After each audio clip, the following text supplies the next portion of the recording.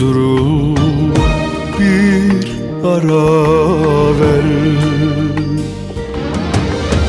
Yorulmadın mı yormaktan, canımı almaktan, ortalığı yakıp yıkmaktan bir ara ver.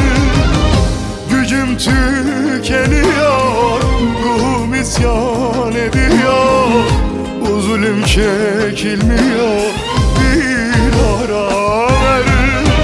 Sabrımın sonundayım, her gün bunalımdayım, çıkmaz bir sokaktayım, bir ara ver.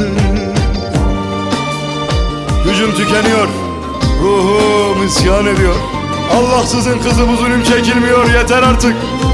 Sabrımın sonundayım, her gün bunalımdayım, çıkmaz karanlık sokaklardayım, bir ara ver.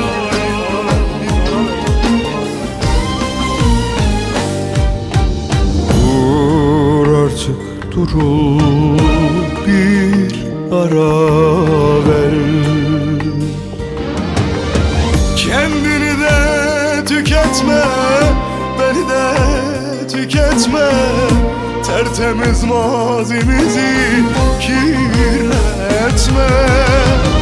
Gücüm tükeniyor, ruhum isyan ediyor, bu zulüm çekilmiyor, bir ara ver.